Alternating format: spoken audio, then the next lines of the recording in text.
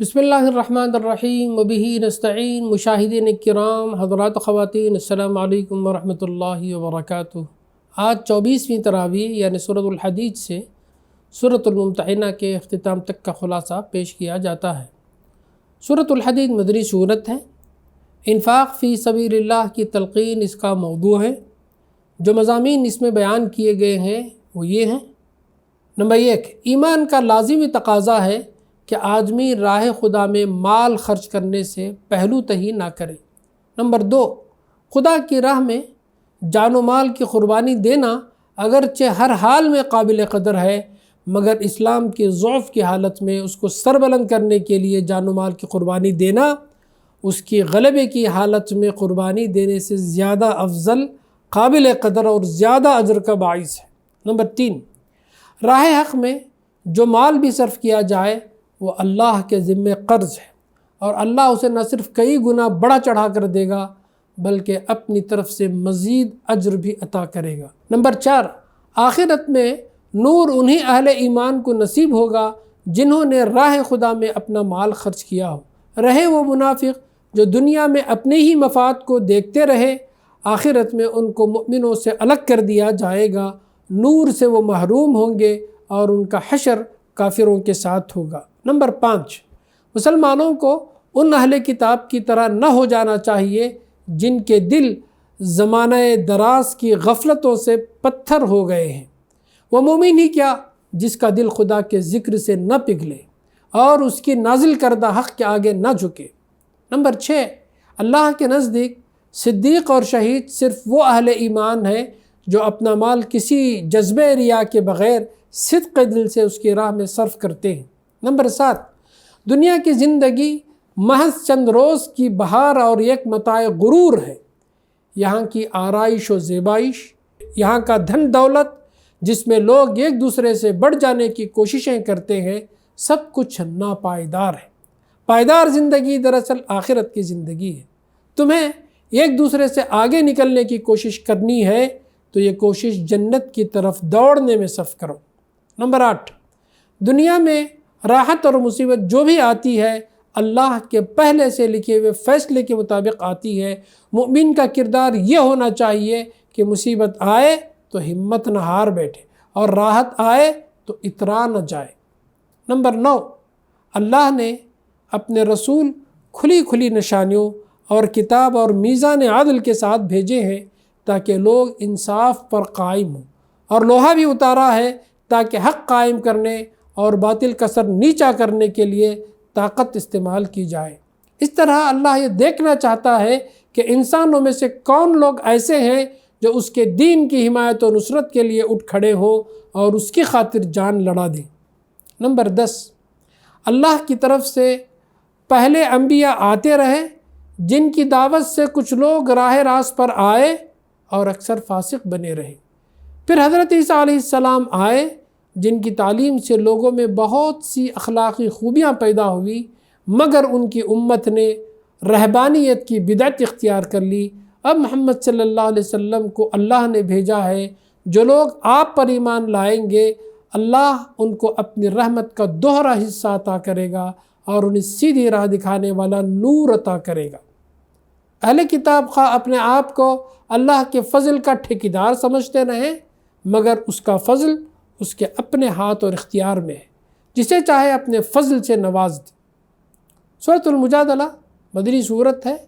اس کا موضوع مسلمانوں کو اس وقت درپیش مختلف مسائل کے متعلق ہدایات دینا ہے۔ زہار یعنی شوہر کا اپنی بیوی سے کہنا کہ تیری پیٹھ میرے لیے میری ماں کی پیٹھ کی طرح حرام ہے، اس کے شرعی حکم بیان کیے گئے۔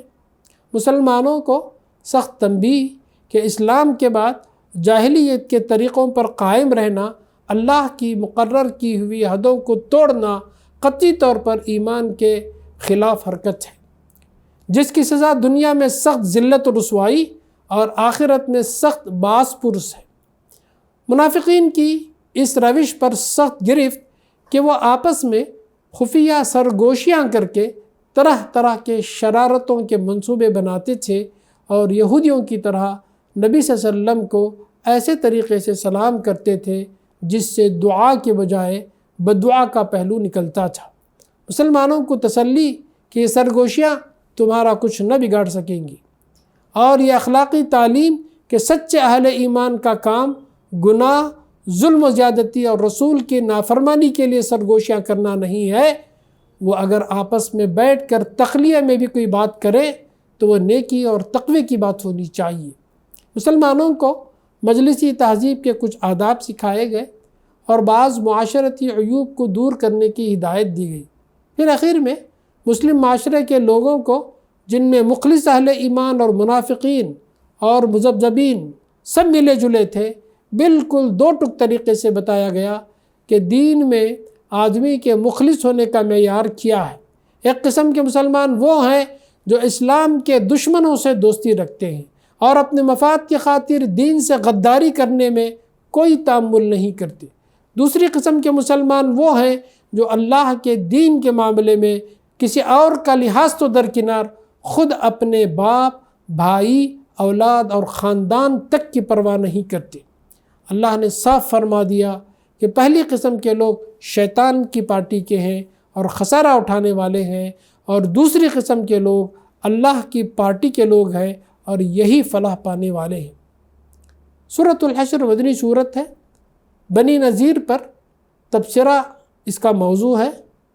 بنی نذیر کو نقض عہد اور نبی صلی اللہ علیہ وسلم کے قتل کی سازش کے جرم میں ان کے گھروں سے نکل جانے کا حکم دیا گیا۔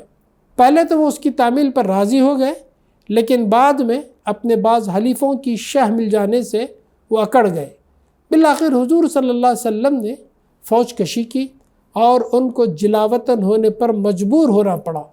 ان کو اجازت دی گئی کہ اپنے جو سامان وہ اونٹوں پر لے جا سکتے ہیں لے جائیں، چنانچہ جو کچھ وہ لے جا سکے لے گئے، بقیہ سامان پر مسلمانوں نے قبضہ کر لیا۔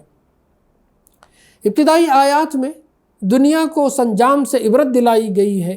اللہ نے بتایا کہ بنی نذیر کا جلا وطنی کو قبول کر لینا مسلمانوں کی طاقت کا کرشمہ نہیں تھا، بلکہ اس بات کا نتیجہ تھا کہ وہ اللہ اور اس کے رسول سے نبرد آزما ہوئے تھے۔ اللہ اور اس کے رسول سے انہوں نے ٹکر لی تھی، اور جو لوگ اللہ کی طاقت سے ٹکرانے کی جرت کریں وہ ایسے ہی انجام سے دوچار ہوتے ہیں۔ قانون جنگ کا قاعدہ بیان کیا گیا کہ جنگی ضروریات کے لیے دشمن کے علاقے میں جو تخریبی کارروائی کی جائے وہ فساد فی الارض کی تعریف میں نہیں آتی۔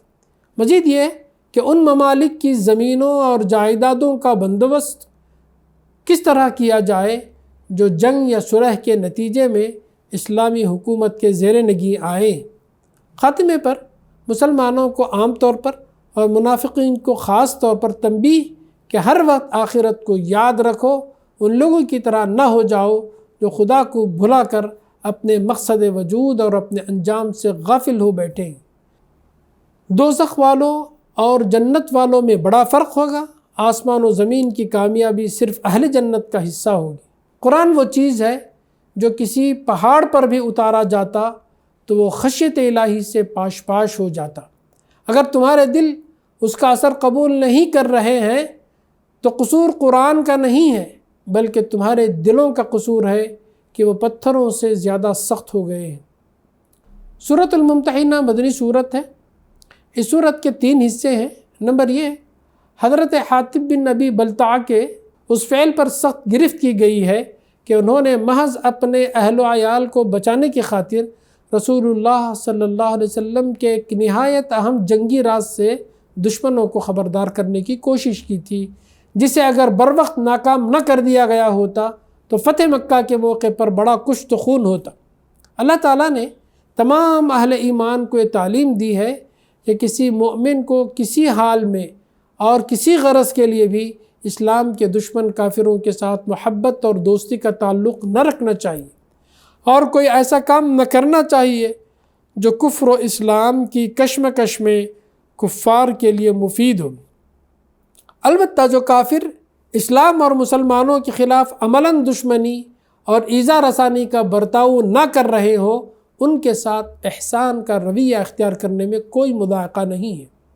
نمبر 2، دوسرے حصے میں ایک معاشرتی مسئلے کا حل دیا گیا، یعنی یہ فیصلہ کہ مسلمان عورت کے لیے کافر شوہر حلال نہیں ہے اور مسلمان مرد کے لیے بھی یہ جائز نہیں کہ وہ مشرک بیوی کو اپنے نکاح میں رکھے۔